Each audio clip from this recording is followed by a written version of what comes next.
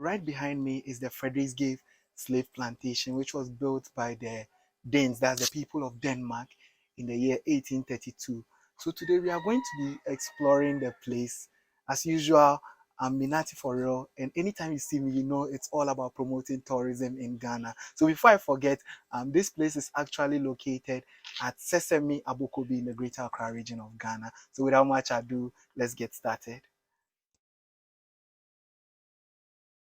When I started the tour, I observed one of the main attractions of the place was the presence of several archaeological objects which was recovered from the site during an earlier excavation. And these objects were being put on display. So as I show you guys around, I would like to give you a little history about the place. The Frederiksgave Slave Plantation was named after the reigning monarch in Denmark, Frederick II. In February 1831, the plantation was, together with 32 other slaves, bought from the former owner by the then Danish governor, L.V. von Hein.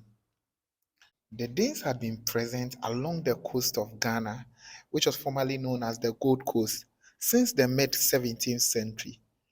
They concentrated on the coastline from Accra to Aflao.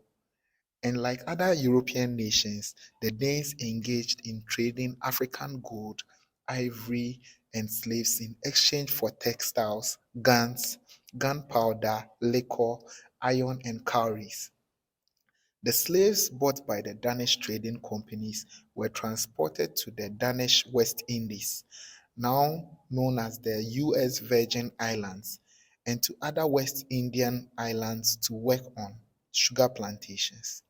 In 1803, the Danish king banned the transport of slaves on Danish ships. He did not, however, prohibit slavery. And instead of shipping people across the Atlantic Ocean to work on the plantations in the West Indies, the Danes began to establish plantations on the Gold Coast. The enslaved workers were used to cultivate quite a number of crops, including coffee, cotton, tobacco. The Frederiksgave slaves were liberated in 1848. Finally, in 1850, all Danish possessions, including the Frederiksgave plantation, was sold to the British, and it was since abandoned. So I'm behind the fort. So you realize that when you look around the building, most of it is plastered in white, but this part has been untouched just for demonstrative purposes. Um, I learned from the people of the community that it was left like this so that you can see how the structures were built. That was in 1831 when this thing was made. So you see how the stones are being held together by the iron-rich clay. So it's definitely worth checking out. Okay, so from here we'll be moving on to the prison where the slaves were kept. And look at the inscription here, 1832. That's when it was built. And right under the inscription is the entrance of the cell, which let's take it like the slaves were kept as a form of punishment if they disobeyed their master. So I want to check it out.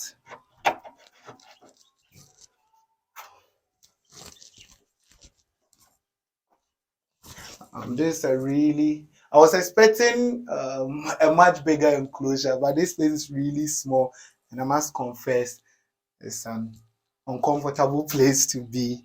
I cannot help but wonder what was going through the minds of the slaves as they were kept here.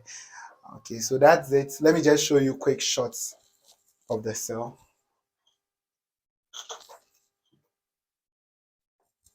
This is a really small enclosure.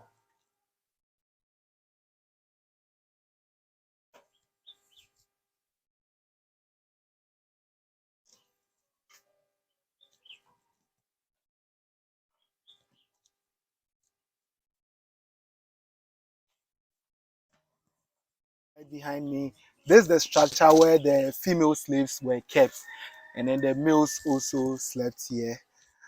So that's it for today. And as you can see, also the structures really need a facelift. So I'll use this opportunity to humbly appeal to the Ministry of Tourism to come and help renovate this place. It's located right at Sesemi Abokobi in the Greater Accra region of Ghana. And one other thing I heard from the people of the community is that they need a library. They have a library, but it also requires a little renovation. And I saw quite a couple of books there. So to all well wishers, to will humbly appeal to you guys to come and support this cause. And a facelift to this place will make this place more attractive to tourists outside, and also will lead to more generation of revenue. So that's it for today. I love you all. Stay safe. I'm out.